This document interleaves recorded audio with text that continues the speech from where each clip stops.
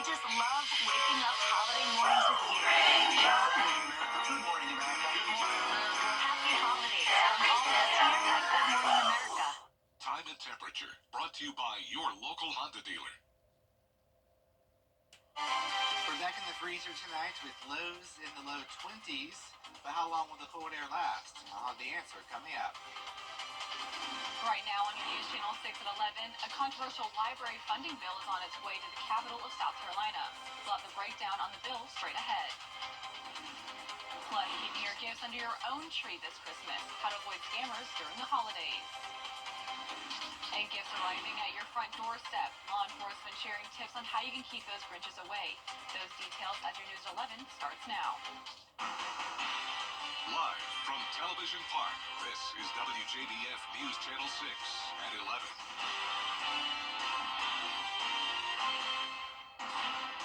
Good evening, I'm Isabella Moody. Thanks for joining us. Coverage you can count on begins in South Carolina. A library funding bill is heading to lawmakers once again. Caroline Yaffa tells us how your children in local libraries could be affected. In South Carolina, lawmakers are discussing which books should be placed in the children, youth, or teen book sections of the library. Senator Rex Rice has pre-filed the library funding bill. In July, a new mandate was put in place that restricts books that are sexual in nature from being on certain shelves in public libraries. The current proviso is only set into law for a year. Senator Rice said he needed to file this bill to make the law permanent. It's necessary to pass this bill in order to make sure that we protect our children from state taxpayer dollars being used to provide something to children that shouldn't be provided to children.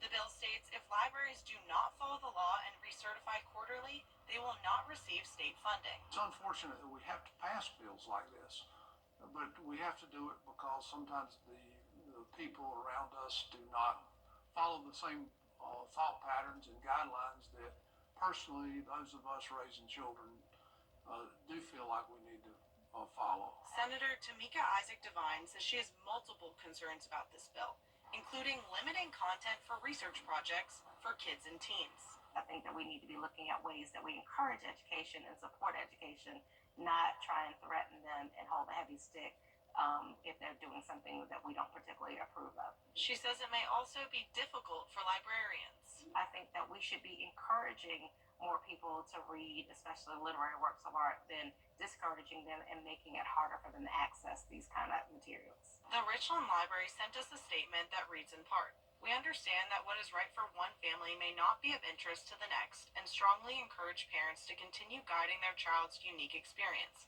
Richland Library complies and will continue to comply with state laws." In Columbia, I'm Caroline Yaffa. The Georgia Council on Literacy is looking to improve reading comprehension across the state. Their state's new literacy coach is meeting with teachers in Georgia to talk about ways to help students become better readers. The plan is to focus on getting more students interested in reading in grades K through 3rd and to get more funds to hire extra literary coaches.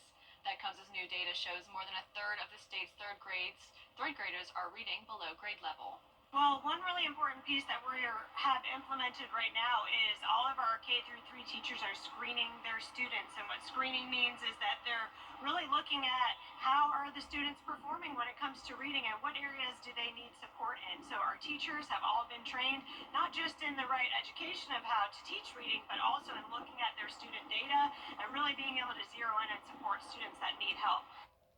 Georgia Reads also has an application for $25,000 reward for communities that want to improve literacy rates in their area. It's time now for a look at the forecast with meteorologist Miller Hyatt. Miller? Isabella, it's a very cold night tonight. We're talking lows that are going to be around in the low 20s, but when you factor in the wind, it's going to feel like the teens in some spots. So make sure to bundle on up. So here's a pretty view of SRPs. We have possibly some showers going on into Monday night, and then we'll be warming up by Christmas. I'll have the rest of the forecast coming up. Isabella? Thank you, Miller. The holiday's fully upon us, but not everyone is honoring the reason for the season. Atlanta Bureau Chief Archie Sasadri has tips to avoid Grinches trying to steal your Christmas. The Better Business Bureau has released its top 10 holiday scams that may impact you.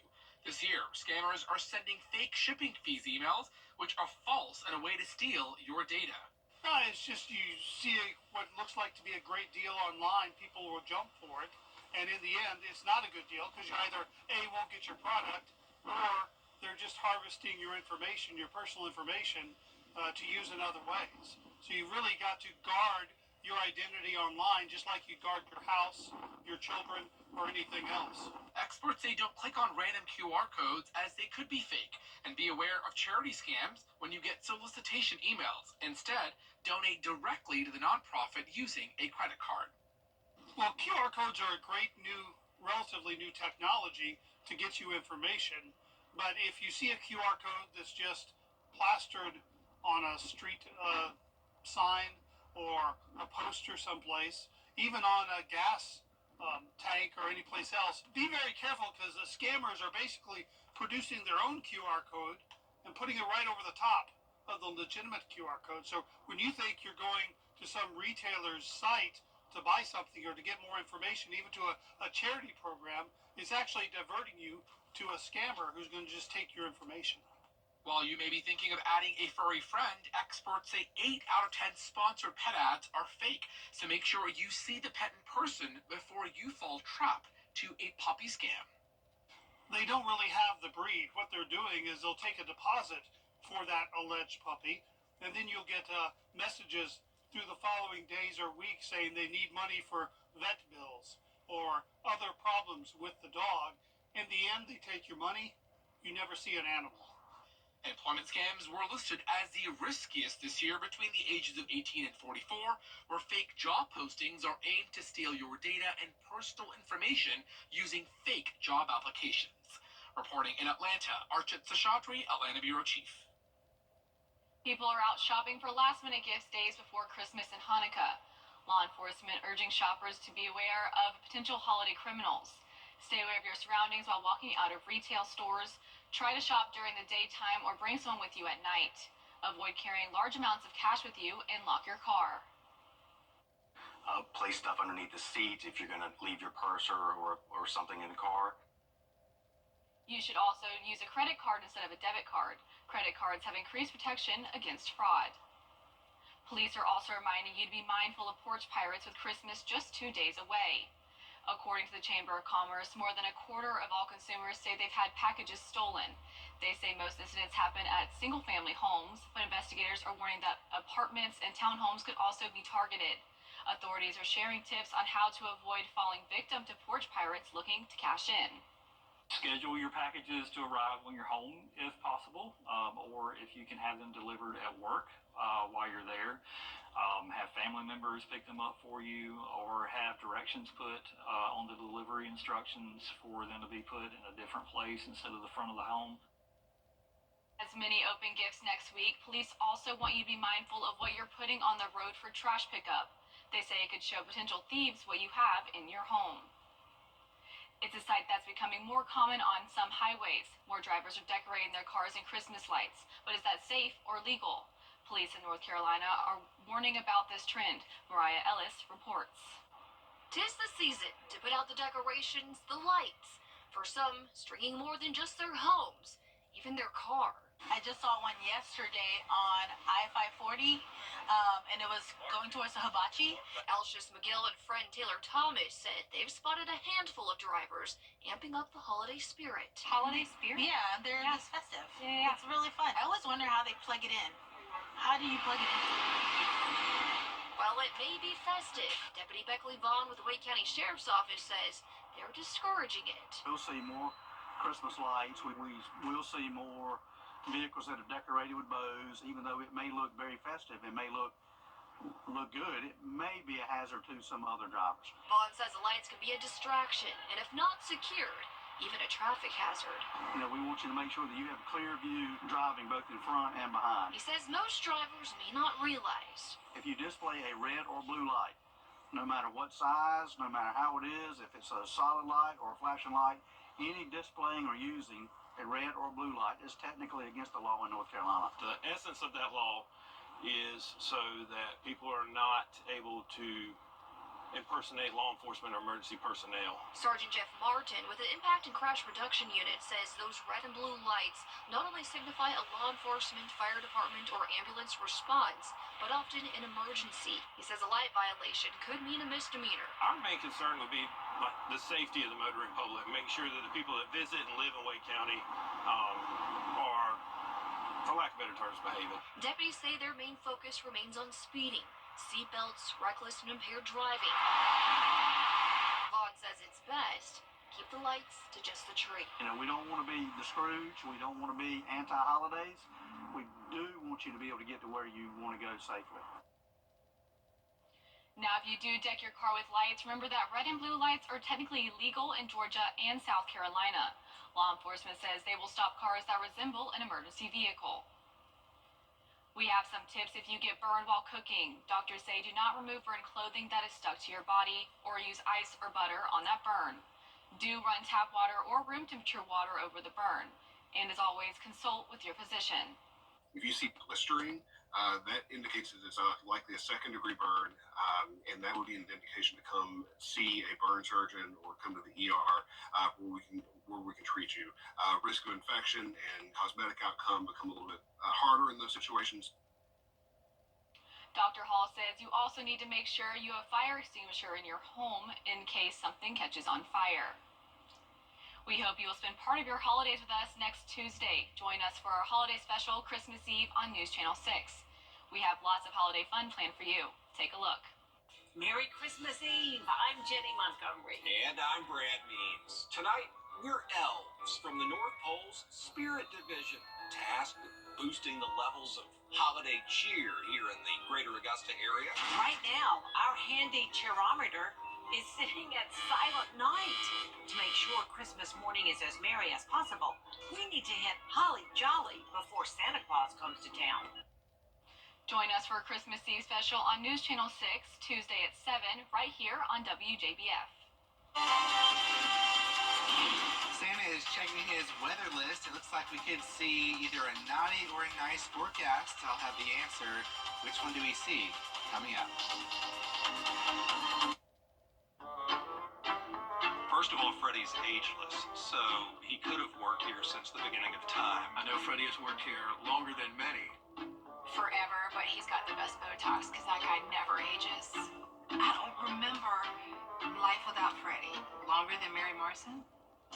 Freddie actually started before I did, and I've been here 36 years. Freddie is timeless. He's an inspiration. Just keep it up, Freddie. We love you. Storms can wreak havoc on your Big warm-up temperatures, though, tonight in the freezer, and then tomorrow temperatures around 51 degrees, so not too bad. The good news for everyone is that Christmas is looking dry, but it won't be a white Christmas, unfortunately, more like a green Christmas, as we're just going to be dry. It won't be frigid either, so I think most people will like that forecast. Isabella. Thank you, Miller. Coming up, travelers across the country are heading to their holiday destination, but this weather may damper their plans. We'll have those details after the break. tickets now at WJBF.com/orderboard. The WJBF Live Viper 6 Skyview Network is sponsored by Terry Lambert Hyundai. Low prices, big selection, and committed to quality customer service. According to AAA, nearly 120 million people will be traveling at least 50 miles from home during this holiday season. But the weather could pose some challenges for travelers. Allison Kosick reports. 2024 has already seen some record-breaking travel periods, and this holiday season is shaping up to be another busy one. Nearly 8 million travelers flying to their destinations, many gearing up for long lines to get through security. 50 feet from the door, and then it'll be outside, so it's a long time. The TSA says it's expecting a 6.2% increase in passengers at checkpoints compared to last year.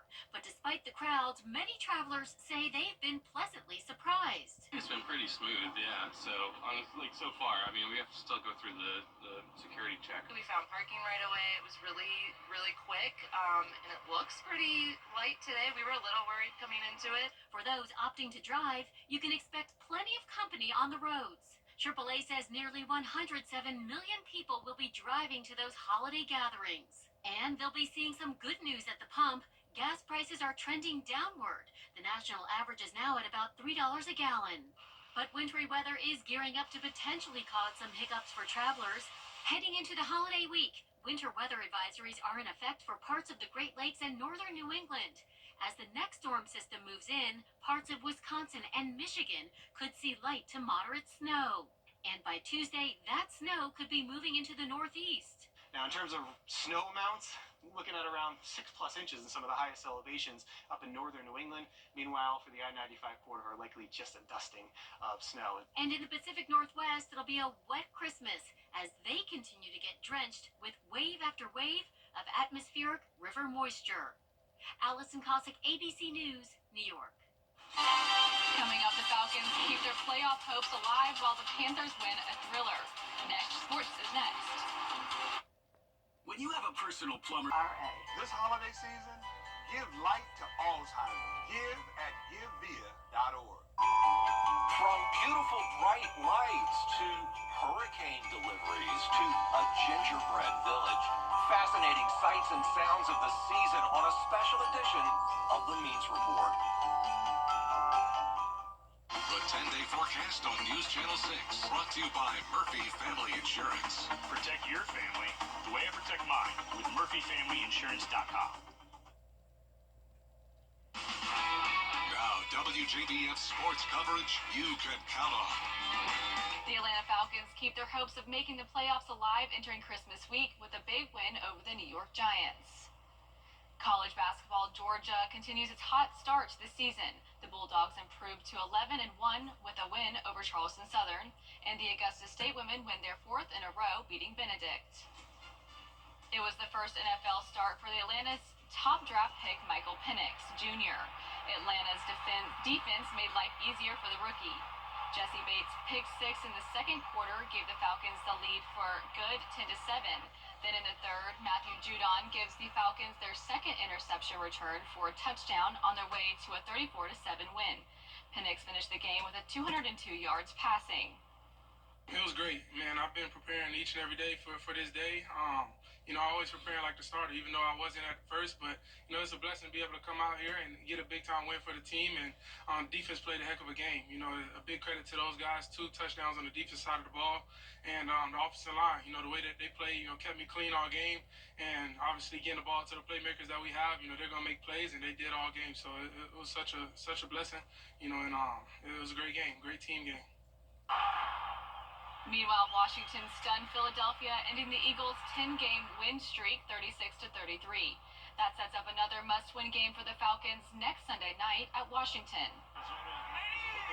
Meanwhile, the California Panthers knocked the Arizona Cardinals out of the playoff chase on Sunday. Chuba Hubbard scored the game winner in overtime. It was his second touchdown of the day and helped the Panthers break a 4-game losing streak, beating Arizona 36-30. We're trying to build a culture here, build our own identity, and it's not just going to happen, first 5 games, 10 games, and so forth. It's going to take some time, and to see, fall short a couple of times, and then be in a game like this where we come out on top, it just shows that trusting the process is going to work out, and what we're building here is going to show sooner or later. The Panthers are at Tampa Bay next Sunday. Coming up, a toy goes viral for how it looks. We'll have the story after the break. Truck accidents leave you. Want to get up close and personal with the weather? Request a school visit from Chief Meteorologist Jenna Petracci today. It's a cool and exciting way to bring the fun and fascination of weather to students of all ages. Or take a field trip to our state-of-the-art studios at Television Park in Augusta. It's an interactive experience your class won't forget. Request a live Viper 6 school visit or studio tour by signing up today at WJBF.com/school visit. Truck accidents leave you asking hard. Meet Cookie, the gingerbread beanie baby. This plushie became the hottest toy of this season after being mocked online. A teenager made a post saying she instantly called it ugly, but then she felt bad and took it home out of pity.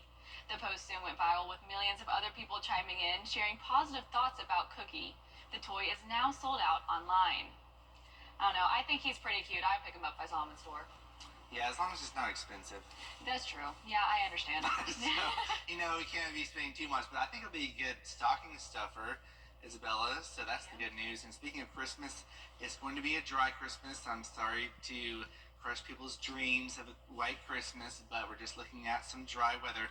Temperatures, though, will be milder, near 60 degrees. That's the good news. That's our report for now. Thanks for watching. Be sure to join our morning team for Good Morning Augusta. Have a good night.